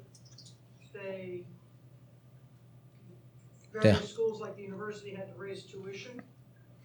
And they did some other messing with it. It's very restricted what Hope can be used for, because Zell Miller wrote it very tightly, except they kept raising the income for families. Yeah. And if you're right, if that leveled, that's what Zell wanted. Yeah. You can't use it for a whole lot of stuff we'd like to use it for, because Zell tightened it so they couldn't pork it all over Yeah, so I'm open to, whatever we could do to, tweak it again, right? It's been changed once, we can change it again. In relation to infrastructure, I'm thinking not, just roads and bridges, but what about building out more internet connections, more ability for people in rural areas to have that kind of ability to, do remote schooling if you need to, if we have another pandemic because, we have a strange medical situation. Sure. Yeah, no, it's a great question, and I know, even here in Oconee County, in the south end of the county, for a long time, you couldn't get broadband down there. And I think that's I know it's improved. I don't know if there are still pockets out there where you can't. But how'd that get improved? The IRA funding, right? Inflation Reduction Act, and then of course our governor took credit for that, but it was funded by that. I get the sense it's less of an issue in this district right now, but there are places in Georgia where it very much is an issue. And that also kind of plays into healthcare too, right? It's those same places that can't access a doctor. And we're getting to a point where we've been there for a while where, telehealth can be an option a lot of times, right? Especially for primary care kind of things, right? So I think it's critical that we build that kind of infrastructure. Hey, Eric. Hey, Rick. Good to see you. My name's Ray Smith. I'm a resident of Oconee. And so the issue that I want you to speak on is we had the Public Service Commission race that happened recently, and that really played in heavily to the affordability issues that we're seeing and the data center concerns that people have. There was a bill last session, I believe, that was designed to split rates between commercial customers and residential customers to try to keep the increased costs of increasing the infrastructure to support those massive customers like data centers and keep that cost burden from landing on everyday consumers. Is that an initiative that you'd be willing to take on in your time in the legislature? Yeah, for sure. And I know you're aware the Public Service Commission just allowed a 10 gigawatt grid expansion project. That's an infrastructure project that's going to be billions of dollars, and that's also going to come to ratepayers. I think, we did flip a couple seats on the Public Service Commission last year. It's still the minority, right? We're still the minority. I think that if those guys, do what they can do to help communicate the issues, the decisions that they're making and the reason they're voting against things that are going to come up before them, even though they pass, it's going to bring a lot of that stuff to light. And I think that, I'm not sure exactly where the line is between the Public Service Commission and the legislature. Kind of have to work hand in hand. And I'm going to be reaching out to Peter Hubbard and Alicia Johnson and finding out what we need to do with the legislature, because I know in the campaign he talked a lot about us needing to work together to right some of these wrongs. Didn't get a lot into the details, but yeah. Eric, my name is Ann Hollifield, and congratulations. Hi, Ann. Hi. Thank you. I have a comment and a request more than a question. Yesterday, I was having coffee with a friend who just moved to this area to retire with her husband, and she asked me if I could recommend an OBGYN for her to begin seeing now that she's new in this area. And I was forced to tell her that according to my primary care physician, there is not a single obstetrician gynecologist in the Athens-Oconee area who will take Medicare. And certainly my OBGYN told me when I turned 65 that if I wanted to continue seeing her, I would have to pay full out-of-pocket. And that is a direct result of this heartbeat bill. And this is an issue that affects a very large percentage of the people who are here in this audience and who voted for you, but is not being talked about. That as more and more medical students refuse to become OBGYNs, and as OBGYNs flee states like this with 6-week heartbeat bills or abortion bans, Women over the age of 65 cannot get the medical care they need. And my mother was diagnosed with fallopian tube cancer at the age of 78 by her gynecologist on a routine visit, and thanks to him, she survived for many, many more years. So I hope, as you said, this is going to be a very political session, and I'm going to guess that reproductive rights is going to come up again, because there will be Republicans trying to make hay out of that issue. But it affects a lot more than abortion, and I hope that you'll stand with women across this state who need medical care. Thank you. Yes. I absolutely will, and there's another question back there, but I guess we have it up here. But while Harold's passing off the microphone, absolutely, Ann, you know that I will. And I'd also throw in there, too, I think a lot of you guys are aware that Georgia is one of the worst states for maternal mortality, right? Directly related to the same issue, right? The OBGYN access, right? Which is just kind of a subset of the whole healthcare crisis that we talked about earlier, right? The whole system is in shambles, honestly. So yeah, absolutely. It's definitely on the forefront of what I'm thinking. Hi. Another thing I wanted to ask you about is how you plan to address the increasing mental health crisis among young people. In Georgia, teen suicide deaths have increased by 35% in the past 5 years. With rising academic pressures as well as social media and the tense political climate, teens' mental health has worsened. At the same time, there are often long waits to get a bed in a psychiatric facility, and it can take months to find a therapist. So what ideas or policies do you have to improve access to mental health care, as well as addressing the root issues of this problem? Wow, you did your homework. I wish there was a simple answer, right? The truth is that there's not, and I mean, we just talked about just the medical, access to health care is a huge challenge, and it's at a crisis level. Mental health care is almost non-existent, right? I don't know what those answers are. I've talked to several doctors, some of them are in the room today, about how to increase things like access to like primary care physicians, that kind of thing. I think that mental health professionals is right there in the same boat, and there's even less funding for that than there is for medical access. I don't want to see it turn into another insurance run, thing that you have insurance companies sucking up everybody's money and not improving access. So yeah, I don't know. That's one of those things that, again, I'll say I am open to, actionable, things that we can do, actionable solutions, real solutions, wherever they come from. If somebody can tell me there's a free market solution to this that actually works, sign me up. I'm on board. But I'm not holding my breath for that. To piggyback off what she just said, I do want to second that. I think mental health is a big forefront of why there's so much, not specifically gun violence, but more school shootings, and how that's a big proponent. And I feel like that's, at least within what I've experienced in my sphere, it's almost overlooked, of like just it's not thought of at all.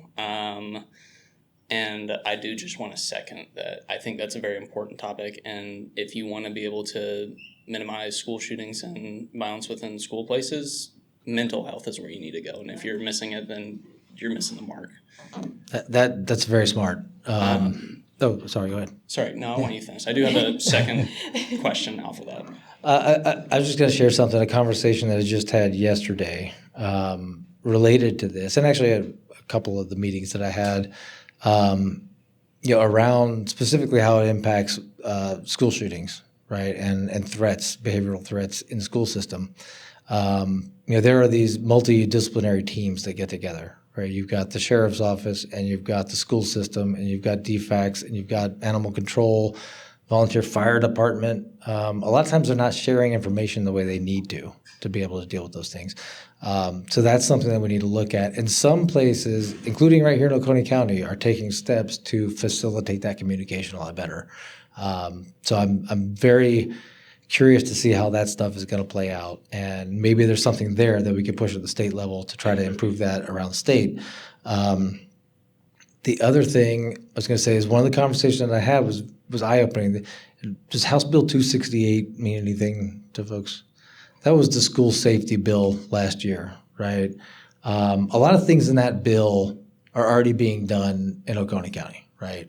But it contained a lot of mandates for every school system in the state they had to implement, but it didn't provide any funding. So there's unfunded mandates. So whether or not it's being implemented everywhere, we don't know. But one of the complaints that I heard about it was that it didn't have enough teeth, and specifically when it comes to mental health care.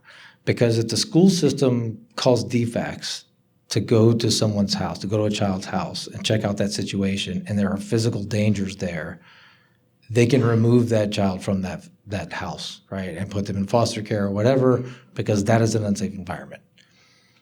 But if a child checks off all those warning signs, at the school, and schools spend more time with our children than we do a lot of times, right? You have a child that checks off all those warning signs, and there's not a physical danger at the house, and it's just that the parents, for whatever reason, refuse to accept free services that are offered to them to get that child taken care of. They can't do anything. The parents can refuse those services, and there's nothing anybody can do about it. You wait until something happens, and then it's too late, right? So that's one thing that I wasn't even aware of, but talking to folks in the school system, it's definitely on my radar now. So, and your second question. Okay, so the second question was pertaining to where you were saying that younger generations can go out and vote, and that's the best thing that they can do. I definitely agree. I think voting is definitely something that's like one of the things you can do as a younger person, but I'm not sure if you saw it, but did you see the graph that came out a couple months ago where it said, like, no matter what proportion of the demographic of people want a bill to be passed, there's no more than a 30% chance it gets passed? I don't think I've seen that, but it doesn't surprise me. I mean, we talked before, like a bill at the state level, and pretty much works the same at the federal level too. It's got to be touched 7 times, right? It's got to go through all those gates, and that's a lot of opportunity to get derailed. But I mean, passing the bill, yeah, that's how we get laws made. It gets a lot easier if you get good people in there, which, really comes down to how you're going to vote and who you're going to vote for, and making sure you know who you're voting for and you do your research. But it gets harder and harder these days, but you got to ignore the shock jock, stuff that people say, just to get likes and mentions and things like that, right? It's a great question. Eric, anytime there's a school shooting, the first thing people say is mental health, mental health. Well, it goes without saying that a sane person doesn't walk into a school and kill a bunch of kids. So yeah, there's a mental health issue. My question is, what would you be willing to do to try to keep guns out of the hands of those mentally ill people to start with? Yeah, that's a great question. And the first 4 bills in this session, man, I just said there were 4 of them, and I can never remember what they all were, but they all had to do with guns, and they all were from Democratic legislators, and they all never got a reading in committee. One of them was very simple, was make it a crime to leave an unsecured weapon in your house with a minor living there. That's pretty straightforward, right? I don't know who can object to that reasonably, right? That's not an infringement on anybody's rights. That's just being safe. One was a tax break for gun safety devices and gun safety courses. I don't know what the objection is, right? One was ensuring universal background checks. Right? We're close, but there are still loopholes, right? And that's not preventing a law-abiding citizen from accessing a gun. Right? It's preventing criminals, right? But the defeatist arguments about, criminals are going to get them anyway, whatever, they've already got them. I don't get it. That's not going to sway me. It's a difficult question. There are things that other states have done that I think we ought to look at, particularly around universal background checks. I'm in favor of red flag laws so long as they can be done to maintain due process or enforce due process. It can't just be local sheriff decides that he wants to take your guns, right? That's not okay. But there are certainly a lot of things we can do in the state of Georgia that we are clearly not doing, and that are having an effect in other states.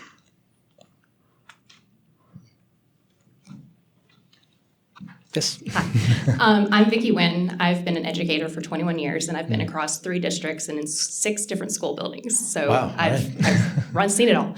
And of course, being in it for this long, the training that comes with school shootings and everything, what we've seen is routine with lockdown drills. And then, of course, coming here to Oconee, we have that training that happens at the beginning of every school year.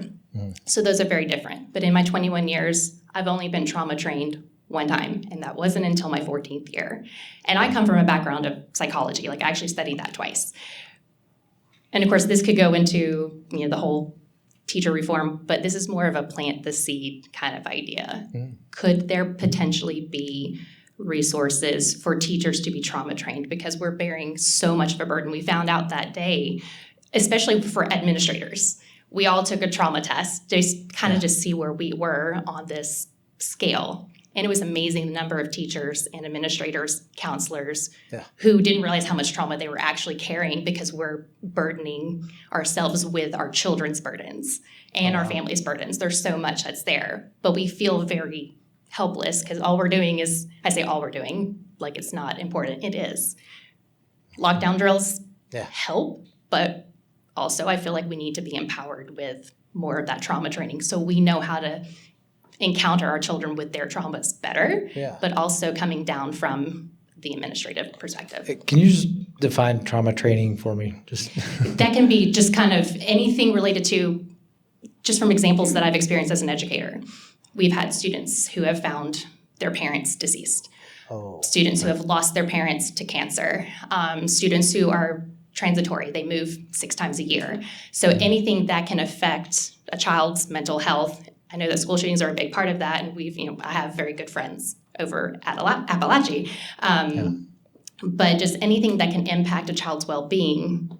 We talked about feeding the kids, making them fed makes them better students, better at receiving information, but there's also that aspect of it too, because there's only so much training that we get in our programs as teachers before we receive them as students. Yeah. No, I appreciate that. It's a world that I wasn't even aware of, but yes, we're putting it on the list. Just wanted to add on to the conversation previously on what young people can do to stay involved. Voting is the bare minimum. I mean, there are so many avenues that we can take, from organizing, protesting, getting involved with events like this, talking to legislators, actually going down to the Capitol and speaking with legislators, even if they aren't our own representatives. You can have a much more influence than you think you could ever have, because they're people too. And while it is easy to think that a lot of these Republican leaders are soulless, they'll never listen to anyone who even looks like you. No. You can have an influence by having a real conversation, coming with real facts, coming with a good argument. You can be an active participant in our democracy. There's a protest tomorrow in Athens against ICE. I think there's Josh McLaurin is hosting an event on Tuesday at the Capitol about something similar. So whether it's you as a legislature or us as citizens of the public, I think there's so much we can do to stay involved. Yeah, thanks for that, Kevin. That's great. And for those of you who don't know, this is Caleb Lux. He's the president of the Young Dems at UGA, who made it out here today. He's also the one who told me that I won the election on election night. This is pretty cool.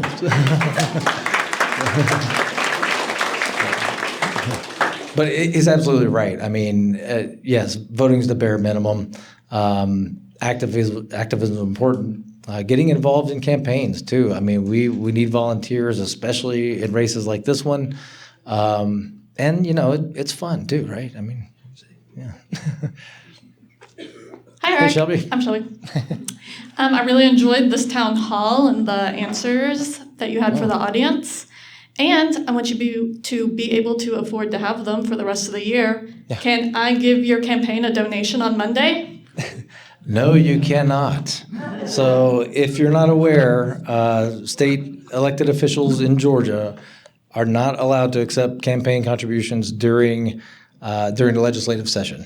So as the way I understand it is when we gavel in, at 10 a.m. on Monday morning, no more, right? And so we're going to take our Act Blue link down, I think, tomorrow night, Sunday night. If you'd like to make a contribution, God knows I'm going to need it. I think Dutch has already announced that he's in the race next year, so we're definitely going to have that going on. No opportunity to contribute until session is over, probably sometime in early April, I think. So if you want to make a donation, do it quickly. What's signed up to do a monthly donation? Yeah, we're going to have to pause those. I think we can re-enable them after session's over, but I'm not entirely sure about that. We'll make sure to let you know, though. Sign up for the newsletter. Question, Eric, kind of a legislative question. Yep. So during the summer, there are committee hearings to kind of chew over online gambling and whether or not that should be allowed in the state. You know, there were a lot of legislators were on the committee, and there was a lot of pushing and pulling, the pros and cons of it. So kind of give us your perspective a little bit on kind of what the benefits might be, but kind of what the risks are as well. Yeah, and as you know, my predecessor was kind of pushing that, right? He was the guy that was trying to get that through. And I mean, to me, I think we have bigger problems to deal with. Online gambling is not really it's not a huge issue as far as I'm concerned. I'm not opposed to it. I mean, I've been to casinos. I've gambled before. I don't know if we want them in the state, like a casino, because they were even talking about that, potentially having physical, gambling here in the state of Georgia. That kind of thing brings with it problems, right? States that allow that type of gambling have higher incidence of sex trafficking, human trafficking, things like that, that I don't think we want to open the door to. When you make it easier to access gambling, Gamblers Anonymous exists for a reason. Some people cannot handle that, right?